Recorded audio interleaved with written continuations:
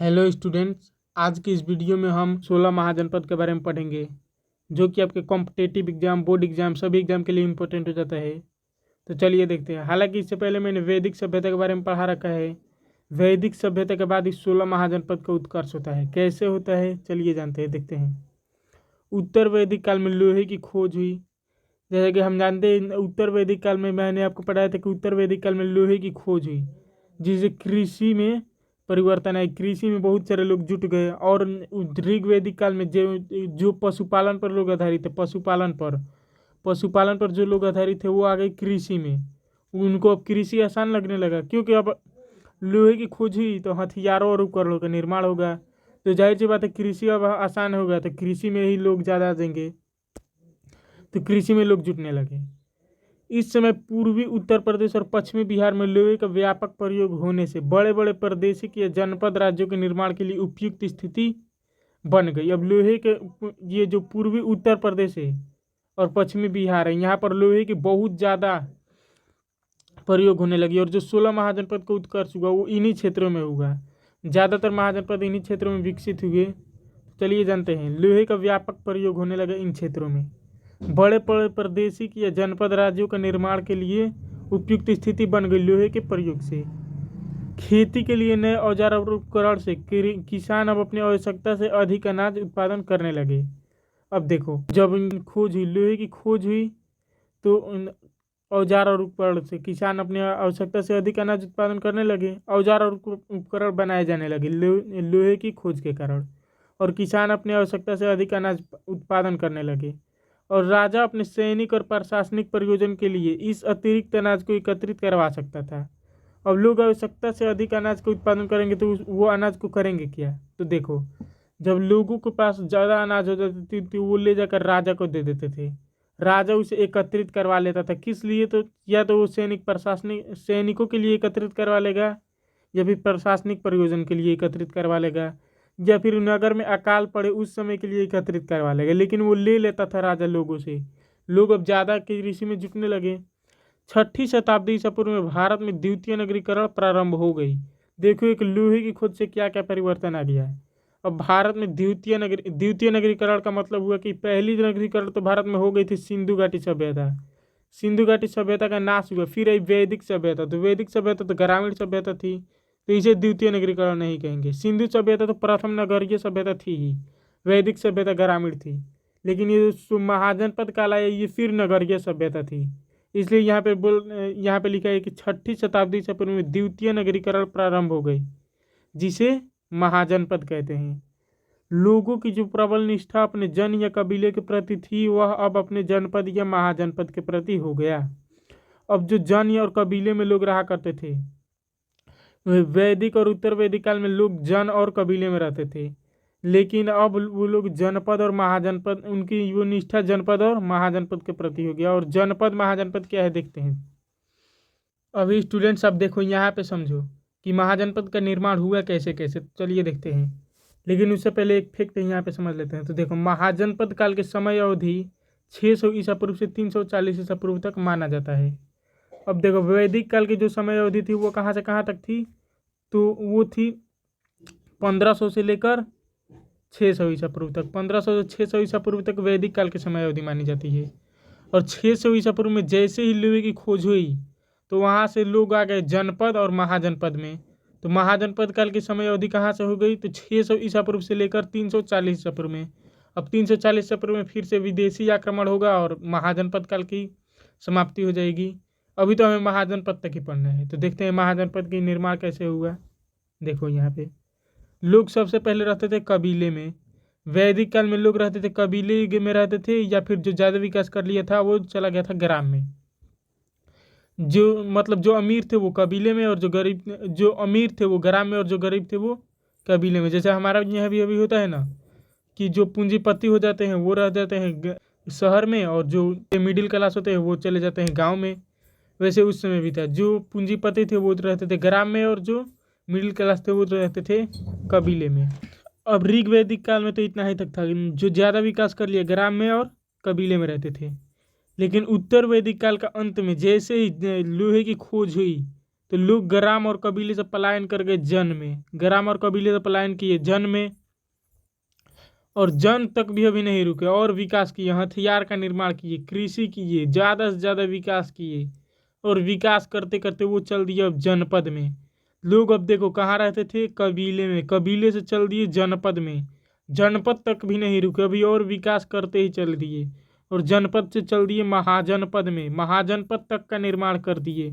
और तब लोग जो असंख्य कबीले में रहते थे वो एकजुट होते होते कितना 16 महाजनपद में आकर सीमित हुई। अभी 16 महाजनपद तक भी नहीं रुकेगा, मगध एक ऐसी उभर कर आएगा और साम्राज्य का निर्माण करेगा, 16 महाजनपदों को वो आपस में सिमटा कर साम्राज्य का निर्माण कर लेगा। तो आप देखेंगे कि जो असंख्य कबीले में लोग रहते थे वो आए 16 महाजनपद में, और 16 महाजनपद से आ गया साम्राज्य का निर्माण हो गया। कैसे कैसे होगा समझेंगे हम अभी, तो देखते हैं। अब देखो, यदि आप एक हिस्ट्री के स्टूडेंट हो और आप हिस्ट्री पढ़ने में रुचि रखते हो तो आपको इसका पता भी रखना होगा कि 16 महाजनपद ही उस काल में थे। इसका पता कैसे चलता होगा, तो उसका पता चलता था साहित्यिक स्रोत से, साहित्यिक स्रोत से उसका पता चलता था।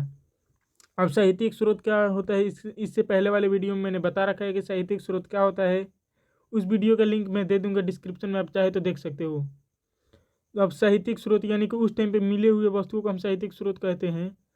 तो बौद्ध ग्रंथ, जैन ग्रंथ इत्यादि चीज़ें मिल रही थी, उसमें 16 महाजनपद का भी बार बार उल्लेख हो रहा था कि 16 महाजनपद ही 16 महाजनपद ही है। और उन बौद्ध ग्रंथ और जैन ग्रंथ में भी महत्वपूर्ण जो ग्रंथ है वो था बौद्ध ग्रंथ का अंगुत्तर निकाय। बौद्ध ग्रंथ में एक था अंगुत्तर निकाय और जैन ग्रंथ में एक था भागवती सूत्र। बौद्ध ग्रंथ में एक था अंगुत्तर निकाय, याद रखना है आपको, क्योंकि अंगुत्तर निकाय और भागवती सूत्र से ही हमें पता चलता है कि उस समय महाजनपदों की संख्या कितनी थी, तो 16 महाजनपदों की संख्या थी। अब देखते हैं कि 16 महाजनपदों की स्थिति कहाँ कहाँ थी। यदि अभी के समय जो उत्तर प्रदेश है, अभी के समय जो उत्तर प्रदेश का क्षेत्र आता है वहाँ पर हुआ करते थे 8 महाजनपद। उत्तर प्रदेश के क्षेत्र में 8 महाजनपद थे, और बिहार के क्षेत्र में थे 3 महाजनपद, और राजस्थान में जो है वो वहाँ हुआ करता था 1 महाजनपद। मध्य प्रदेश के क्षेत्र में 1 महाजनपद था। महाराष्ट्र, यहाँ पे आप दक्षिण भारत भी बोल सकते हो, वहाँ पे 1 महाजनपद है। और भारत के बाहर पाकिस्तान के एरिया में हुआ करते थे 2 महाजनपद। तो आप यहाँ पे देखेंगे कि ये सारे महाजनपद जो है ये सब के सब पूर्वी भारत में स्थित है। ये जो चाहे पाकिस्तान के क्षेत्र में हो, उत्तर प्रदेश, बिहार, राजस्थान, मध्य प्रदेश, ये सभी पूर्वी भारत में थे। लेकिन ये इकलौता जो महाराष्ट्र में स्थित महाजनपद था ये था दक्षिण भारत में। तो आपसे पूछ लिया जाएगा एग्जाम में कि दक्षिण भारत में एकमात्र महाजनपद कौन था, तो आगे मैं अभी उस महाजनपद का नाम बताऊंगा, उस पर ही आपको टिक आउट करना है। ऑब्जेक्टिव फॉर्मेट में पूछ लिया जाएगा कभी कभी, तो आपको याद रखना है। अब चलिए एक एक करके देख लेते हैं इसे भी। उत्तर प्रदेश में जो 8 महाजनपद था उनका क्या नाम था। बिहार के 3 महाजनपद को देख लेते हैं, राजस्थान, मध्य प्रदेश, महाराष्ट्र। भारत के बाहर जो महाजनपद थे स्थित थे उनके बारे में पढ़ लेते हैं, तो चलिए देख लेते हैं। तो अब देखो उत्तर प्रदेश में कितने महाजनपद थे, तो 8 महाजनपद थे। आपको इन सभी महाजनपद के नाम और इन सब की राजधानी को याद रखना है। तो चलिए देख लेते हैं एक एक करके। तो कम्बोज पहला महाजनपद था, कम्बोज। इसकी राजधानी थी राजपुर। कम्बोज की राजधानी राजपुर या फिर हाटक, राजपुर या हाटक। सूरसेन की राजधानी थी मथुरा। कौशल की राजधानी थी श्रावस्ती। इन सब की स्थिति, राजधानी या फिर इनके नाम पूछ लिया जाएगा। तो स्थिति तो आपको पहले से ही पता है, ये 8 महाजनपद उत्तर प्रदेश में स्थित है। 8 महाजनपद उत्तर प्रदेश में स्थित है, और राजधानी देख लेते हैं एक एक करके। तो पंचाल की राजधानी कौपिल्य। चेदी की राजधानी शक्तिमती। वत्स की राजधानी कौशाम्बी। आपको ऐसे ही करके याद रखना है एक एक करके। काशी की राजधानी वाराणसी। मल्ल की राजधानी कुशावती। तो आपको याद रख लेना है। इम्पोर्टेंट ये हमारे लिए इतना नहीं हो जाता है, बस आपका ये राजधानी पूछ लेगा और स्थिति पूछ लेगा, तो आपको इतना ही याद रखना है। मगध महाजनपद बस एक इम्पोर्टेंट होगा, उसी के बारे में हमें ज़्यादा पढ़ना है। अब देखो बिहार में थे 3 महाजनपद, कौन कौन से थे। तो पहला महाजनपद था वज्जी, जिसकी राजधानी हो जाती थी वैशाली। अंग का महाजनपद, अंग की राजधानी चंपा। और मगध की राजधानी गिरिविरज या फिर राजगृह। गिरिविरज या फिर राजगृह, राजगृह गिरिविरज मगध की राजधानी। आपको मगध ही ज़्यादा इंपॉर्टेंट है। मगध ये 16 महाजनपद में सबसे जो महत्वपूर्ण महाजनपद है ये है मगध। मगध से ही क्वेश्चन बनते हैं, लेकिन हमें तो याद रखना है 16 महाजनपद के नाम और उनकी राजधानी, क्योंकि इनसे भी कभी कोई भी क्वेश्चन आ जाते हैं। तो हमें 16 के बारे में याद रखना है, लेकिन मगध महाजनपद के बारे में हमें ज़्यादा डिटेल से पढ़ना है। तो पहले हम सभी महाजनपद के नाम और राजधानी देख लेंगे, उसके बाद हम मगध के बारे में पढ़ेंगे। तो देख लेते हैं राजस्थान के बारे में भी। तो राजस्थान में एक महाजनपद था, उसकी राजधानी जिसका नाम था मत्स्य। इसकी राजधानी क्या थी? तो विराटनगर।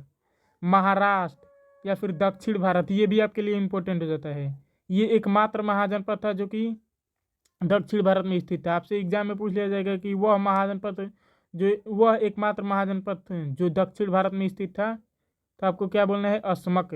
इसकी राजधानी कहाँ थी? तो पाटन। अस्मक की राजधानी पाटन। आपका ये भी महत्वपूर्ण होता है, इसे डिटेल से नहीं पढ़ना है, हालांकि इसको आपको ज़्यादा ध्यान देना है, इसके बारे में, इसकी राजधानी और महाजनपद के नाम इसका याद रखना है। आगे देख लेते हैं। अब आपको आगे देखना है तो मध्य प्रदेश में एक महाजनपद स्थित है जिसका नाम क्या था? अवंती। इसकी राजधानी कहाँ थी? उज्जैन। इन सब की राजधानी ही आपको याद रखना है। कंधार। भारत के बाहर 2 महाजनपद स्थित है। भारत के बाहर पाकिस्तान और अफगानिस्तान साइड में 2 महाजनपद स्थित है। तो कंधार की राजधानी तक्षशिला, कुरु की राजधानी इंद्रप्रस्थ। आपको इनकी राजधानी याद रखना है, और मगध के बारे में हमें डिटेल से पढ़ना है। तो चलिए, जैसे कि मैंने बताया था कि आपको मगध के बारे में और ज़्यादा डिटेल से पढ़ना है, तो मगध के बारे में और देख लेते हैं थोड़ा सा। तो स्टार्ट करते हैं अपना टॉपिक, मगध महाजनपद। तो 16 महाजनपदों में सबसे शक्तिशाली महाजनपद कौन था? तो मगध था। हालांकि मगध पहले सभी महाजनपदों से छोटा महाजनपद था मगध, लेकिन जब इन पर ये राजवंशों ने 7 राजवंशों ने मगध पर शासन किया, और इन सब ने अपने साम्राज्य का इतना ज़्यादा विस्तार किया कि 16 महाजनपदों को अपने में समेट लिया ये मगध महाजनपद। और सबसे शक्तिशाली उभर कर आया कौन महाजनपद? तो मगध महाजनपद। मगध पर 7 राजवंशों ने शासन किया। तो 7 राजवंश कौन कौन से हैं? तो सबसे पहले जो शासन किया वो था हर्यक वंश। दूसरे नंबर पे था शिशुनाग वंश।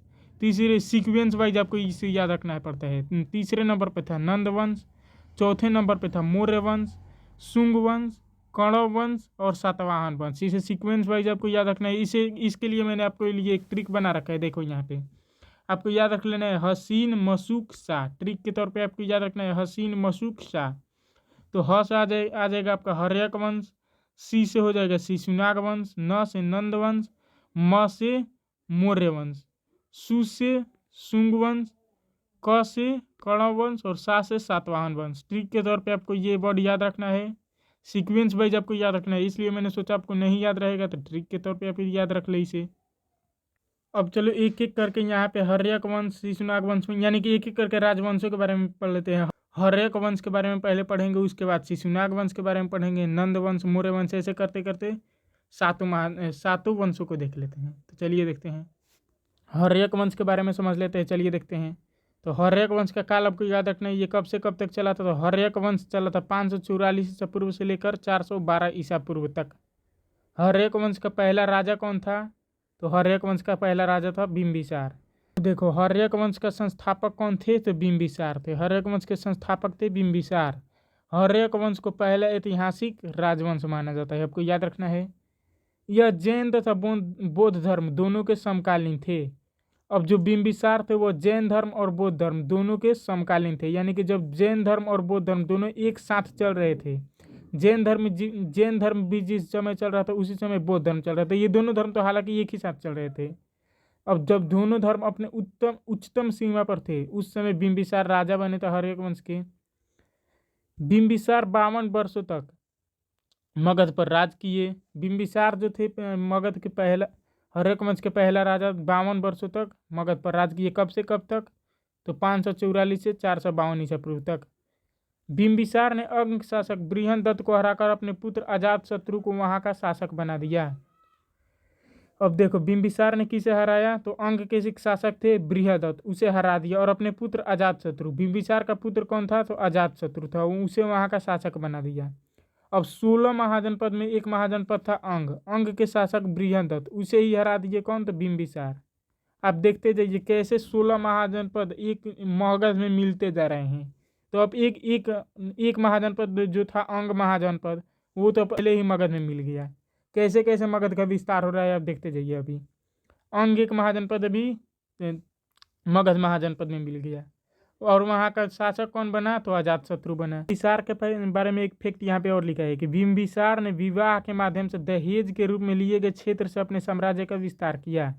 अब जो बिम्बिसार था उसे किसी भी क्षेत्र पर अधिकार करना था तो वहाँ के राजा के बेटी या फिर उसकी पत्नी पर अधिकार कर लेता था या फिर उससे विवाह कर लेता था और वहाँ के क्षेत्र को वो अपना बना लेता था। बोलता था कि अब ये मेरा दहेज हो गया। इस तरीके से वो अपने क्षेत्र का विस्तार करता था। तो देख लेते हैं, अब बिम्बिसार ने विवाह किया था, अब विवाह के माध्यम से अपने क्षेत्र का विस्तार कर रहा था तो वो तो बहुत सारे शादियाँ की होंगी। तो उसकी कुछ महत्वपूर्ण पत्नियों के बारे में जान लेते हैं। तो चलिए देखते हैं। अब देखो, बिम्बिसार की जो पहली पत्नी थी वो थी महाकोसला। बिम्बिसार की पहली पत्नी महाकोसला थी जो कौशल राज की पुत्री थी। उनके साथ दहेज में काशी प्रांत मिला। काशी प्रांत मिला। बिम्बिसार की पत्नी थी महाकोसला, उसके साथ दहेज में काशी प्रांत मिला। काशी प्रांत को भी मगध में मिला लिया गया। अब देख रहे हैं कैसे मगध का विस्तार हो रहा है। दूसरी पत्नी चेल्लाना थी। तीसरी पत्नी मुद्रकुल की राजकुमारी क्षेमा थी। इनसे भी कोई ना कोई क्षेत्र दहेज में मिला होगा। इससे भी मगध का विस्तार हो रहा है। बिम्बिसार के पिता का नाम भट्टिया था। बिम्बिसार के पिता का नाम आपको याद रखना, इनके पिता का नाम भट्टिया था। इसके समय अवंती के राजा चंद्रप्रद्योत की एक असाध्य रोग हो गया। असाध्य रोग का मतलब होता है लाइलाज बीमारी, जिस बीमारी का कोई इलाज ना हो उसे लाइलाज बीमारी कहते हैं। जैसे कि हाल ही में एक चला था बीमारी, कोरोना बीमारी एक चली थी, कोरोना वायरस, उसकी कोई इलाज नहीं थी, लेकिन अब तो वैक्सीन चल गई है। लेकिन जब नई नई आई थी तो वो लाइलाज बीमारी ही कहलाएगी। लाइलाज जिसकी कोई बीमारी नहीं हो, जिसको कोई इलाज न हो। अवंती राजा चंद्रप्रद्योत को एक असाध्य यानी कि लाइलाज बीमारी हो गई। उन्हें ठीक करने के लिए बिम्बिसार ने अपने राजवैद्य जीवक को भेजा। इन जीवक के इलाज से चंद्रप्रद्योत स्वस्थ हो गए। अब कोई डॉक्टर है वो किसी मरीज को बोल देगा कि आप कभी ठीक नहीं हो पाएंगे, लेकिन वही दूसरा डॉक्टर उन्हें ठीक कर देगा तो मरीज को कितनी खुशी होगी। और उसी खुशी से उन्होंने अवंती को मगध के अधीन कर दिया। उन्होंने अपने उनका महाजनपद का नाम क्या था? तो अवंती था। अवंती को मगध के अधीन कर दिया। अब देख रहे हैं अवंती भी मगध में मिल गया। कैसे फिर से मगध का विस्तार हो गया। धीरे धीरे करके सभी महाजनपद मगध में मिल रहे हैं और मगध का विस्तार हो रहा है। अब देख रहे हैं कैसे कैसे मगध में मिल रहे हैं। तो अब चलिए आगे देखते हैं। अब देखो, बिम्बिसार की हत्या इसी के पुत्र अजातशत्रु ने 492 ईसा पूर्व में कर दी। बिम्बिसार की हत्या किसने कर दी? तो अजातशत्रु ने कर दी। क्यों की? तो खुद राजा बनने के लिए। बिम्बिसार चाहता था कि अब मैं राजा बनूं, अब मेरे पिताजी राजा के पद से हटे। तो अब अजातशत्रु ने अपने पिता बिम्बिसार की हत्या कर दी। कब की? तो 492 ईसा पूर्व में। ये सब फैक्ट आपको याद रखना है ऐसे। अब हर्यक वंश का दूसरा राजा अजातशत्रु बना। अजातशत्रु अपने पिता को मारकर दूसरा राजा बन गया। कब बना? तो 492 ईसा पूर्व में। अपने पिता को मारा 492 ईसा पूर्व में और राजा बन गया। और कब तक रहा? तो 460 ईसा पूर्व तक राजा रहा। अजातशत्रु ने अपने पिता की हत्या कर दी, अतः इसे पितृहंता कहते हैं। अब कोई अपने पिता की हत्या करेगा तो उसे किस चीज़ की उपाधि मिलेगी? तो पितृहंता की उपाधि। इसे पितृहंता की उपाधि मिली थी। यह अपने मामा प्रेषणजीत की पुत्री वजीरा से प्रेम करता था। इसके शासनकाल में महात्मा बुद्ध की मृत्यु हो गई और इसी के शासनकाल में प्रथम बौद्ध संगीति का भी आयोजन किया गया। महात्मा बुद्ध की मृत्यु इसी के शासनकाल में हुई, अजातशत्रु के शासनकाल में हुई। और प्रथम बौद्ध संगीति का आयोजन किया गया अजातशत्रु के टाइम पे ही। प्रथम बौद्ध संगीति की आयोजन की गई। चलिए अब आगे देख लेते हैं। अब देखो, अजातशत्रु ने तो अपने पिता को मारकर राजा बन गया था, लेकिन इसने अपने पिता के हार का बदला लेने के लिए वैशाली पर वर्षकार के सहयोग से आक्रमण किया और वैशाली को जीत लिया। अब देखो, हार का बदला लेने के लिए ऐसा क्या तत्पर है, यानी कि इसके पिता कौन थे? तो बिम्बिसार। अजातशत्रु के पिता थे बिम्बिसार। बिम्बिसार ने भी वैशाली पर आक्रमण किया था, लेकिन वो हार गए थे, वो पराजित हो गए थे। और उसी हार का बदला लेने के लिए अजातशत्रु आगे आया और बोला कि मेरे पिताजी कैसे हार गए, मैं वैशाली पर आक्रमण करूंगा और मैं जीतूंगा। तो वहीं उसने वैशाली पर आक्रमण किया और उसने जीत लिया। तो वैशाली पर आक्रमण किसके सहयोग से किया, यानी किसके कहने पर किया, और किसने सहयोग दिया? तो वर्षकार के कहने और सहयोग देने पर अजातशत्रु ने वैशाली पर आक्रमण किया। वैशाली के जीतने के लिए उसने रथ, मूसल और महाशिलकंटक नामक हथियार का प्रयोग किया। वैशाली को जीतने के लिए उसने रथ, मूसल और महाशिलकंटक नामक हथियार का प्रयोग किया। अजातशत्रु के 2 पुत्र थे, उदयभद्र तथा उदयीन। इसने 16 वर्षों तक मगध पर शासन किया। अजातशत्रु कितने वर्ष तक मगध पर शासन किया? तो 16 वर्ष तक। उसके बाद उसके पुत्र उदयीन ने 460 ईसा पूर्व में इसकी हत्या कर दी। उदयीन ने अब इसकी हत्या 460 ईसा पूर्व में कर दी। उदयीन ने 460 ईसा पूर्व में इसकी हत्या कर दी और खुद मगध का सम्राट बना। अब उदयीन के भी मन में, जैसे कि अजातशत्रु ने अपने पिता की बिंबिसार की हत्या की थी, अपने पिता बिंबिसार की हत्या की अजातशत्रु, और अजातशत्रु की हत्या किसने की? तो उदयीन ने की। आपको ऐसे ही याद रखना है कि बिंबिसार की हत्या अजातशत्रु, अजातशत्रु की हत्या उदयीन। इस तरीके से आपको याद रखते चलना है। अब देखो, उदयीन ने किसकी हत्या की? तो बिंबिसार की। अजातशत्रु की हत्या उदयीन ने की और खुद सम्राट बना। उदयीन ने अपनी राजधानी कुसुमपुर को बनाया था। यही कुसुमपुर आगे चलकर पाटलिपुत्र कहलाया। तो आपसे कोई पूछेगा कि पाटलिपुत्र की स्थापना किसने की? तो उदयीन ने की थी। उदयीन के माता का नाम पद्मावती था। उदयीन के माता जी का नाम पद्मावती था। इसने अपने पिता की हत्या की थी, इसलिए इसे पितृहंता की उपाधि कहते हैं। इसे पितृहंता की उपाधि कहते हैं। अजातशत्रु को भी पितृहंता और उदयीन को भी पितृहंता। क्यों? तो इन दोनों ने ही अपने पिता की हत्या की थी। उदयीन का पुत्र नागदशक था। उदयीन का पुत्र था नागदशक, जो मगध का अगला शासक बना। उदयीन का पुत्र कौन था? तो नागदशक। नागदशक का मगध का अगला शासक बना और अंतिम शासक भी बना। हर्यक वंश का अंतिम शासक नागदशक और मगध का अगला शासक बना। यह एक अयोग्य शासक था। इसकी हत्या इसी के सेनापति शिशुनाग ने कर दी। अब आप सोच रहे होंगे ये कितना अयोग्य शासक था। सोच सकते हैं कि इसके सेनापति ने इसकी हत्या कर डाली। ये कोई युद्ध में नहीं मरा, इसके सेनापति ने इसकी हत्या कर दी और शिशुनाग वंश की स्थापना की जाए। शिशुनाग ने इसकी हत्या किसकी की? नागदशक की हत्या शिशुनाग ने की और शिशुनाग वंश की स्थापना कर दी। यहीं से अब हर्यक वंश खत्म होता है और शिशुनाग वंश की स्थापना हो जाता है। तो अब आगे बढ़ते देखते शिशुनाग वंश के बारे में। हर्यक वंश तो हमारा समाप्त हो गया। अब देखो, शिशुनाग वंश की स्थापना कब हुई? तो 412 ईसा पूर्व में। शिशुनाग वंश की स्थापना 412 ईसा पूर्व में हुई। किसने की? तो शिशुनाग ने की। किसकी हत्या करके? तो नागदशक की हत्या करके शिशुनाग वंश की स्थापना की गई। किसने की? तो शिशुनाग ने की। शिशुनाग ने 412 से 394 ईसा पूर्व तक मगध पर राज किया। ये सब बात हो रही है मगध की। आपको ध्यान रखना है कि ये सभी मगध के राजा हैं। मगध के राजा है। वंश बदल रहा है लेकिन राजा तो सभी मगध के ही है। तो आपको याद रखना है, शिशुनाग ने 412 ईसा पूर्व से 394 ईसा पूर्व तक मगध पर राज किया। शिशुनाग वंश के संस्थापक शिशुनाग थे। इन्हें अवंती तथा वत्स राज पर अधिकार करो से मगध साम्राज्य में मिला लिए। शिशुनाग ने अवंती और वत्स राज पर, अवंती और वत्स जो 2 महाजनपद थे, इनको भी मगध में मिला लिए। कौन मिलाया? तो शिशुनाग। यहाँ पर भी मगध का साम्राज्य हो रहा है, देख सकते हैं मगध का विस्तार हो रहा है। इन्होंने अपनी राजधानी पाटलीग्राम से हटाकर वैशाली को बनाया। पाटलीग्राम को राजधानी बनाया था कौन?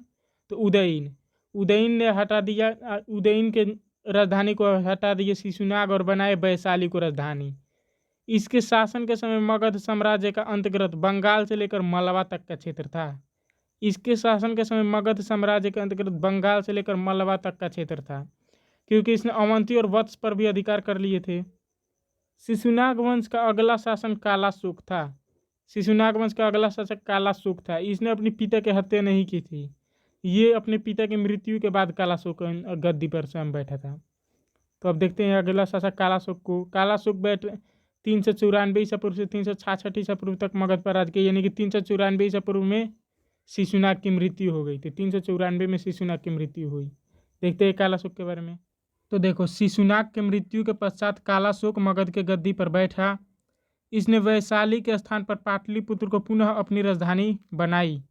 अब शिशुनाग जो थे उसने तो पाटलिपुत्र को हटाकर वैशाली को अपनी राजधानी बनाई थी, लेकिन कालाशोक इनका पुत्र आया तो उसने पाटलिपुत्र को फिर वैशाली को फिर हटाया और पाटलिपुत्र में अपनी राजधानी फिर शिफ्ट की। कालाशोक के समय द्वितीय बौद्ध संगीति का आयोजन हुआ। अब कालाशोक के समय द्वितीय बौद्ध संगीति का आयोजन हुआ। इस वंश का अंतिम शासक नंदी वर्मन था। शिशुनाग वंश का अंतिम शासक कौन था? तो नंदी वर्मन था, जिसकी हत्या 344 ईसा पूर्व में महापद्म नंद ने कर दी। नंदी वर्मन का हत्या 344 ईसा पूर्व में महापद्म नंद ने कर दी और शिशुनाग वंश के स्थान पर नंद वंश की स्थापना कर दिया। महापद्म नंद ने नंदी वर्मन की स्थापना महापद्म नंद नंदी वर्मन का सेनापति था। महापद्म नंद कौन था? तो नंदी वर्मन का सेनापति था। तो आज का ये लेक्चर हमारा यहीं तक था। मिलते हैं किसी और वीडियो में। और ये जो शिशुनाग वंश की स्थापना पर नंद वंश की स्थापना महापद्म नंद ने की है, इसको अगली वीडियो में हम कवर कर लेंगे। हालांकि नंद वंश भी एक बड़ा टॉपिक हो जाता है, तो आने वाली वीडियो सिर्फ नंद वंश के बारे में ही होगी। तो आप लोग चैनल को सब्सक्राइब करके रखें। अब हालांकि तो वीडियो तो ख़त्म हो रही है, लेकिन अब जाते जाते आपसे एक धन्यवाद देना चाहता हूँ वीडियो में यहाँ तक बने रहने के लिए और सीखते रहने के लिए। और वीडियो पसंद आए तो अपने दोस्तों को शेयर करें। यदि आपके लेवल पे आपके दोस्त भी कॉम्पिटेटिव एग्जाम्स की तैयारी कर रहे हैं तो उन्हें भी शेयर कीजिएगा, क्योंकि उन्हें भी इस वीडियो की ज़रूरत है। और आने वाली वीडियो यानी कि नंद वंश के लिए आप हमारे चैनल को सब्सक्राइब करें, क्योंकि मैं जैसे ही मैं नंद वंश के बारे में वीडियो अपलोड करूँगा तो वो पार्ट आप मिस कर जाएंगे, मुझे पता है। लेकिन अब चैनल को सब्सक्राइब करेंगे तो आपको नोटिफिकेशन मिल जाएगी, तो आप देख सकेंगे। और वीडियो पसंद आएगी तो वीडियो को लाइक करें। आप मेरे लिए इतना तो काम कर ही सकते हैं।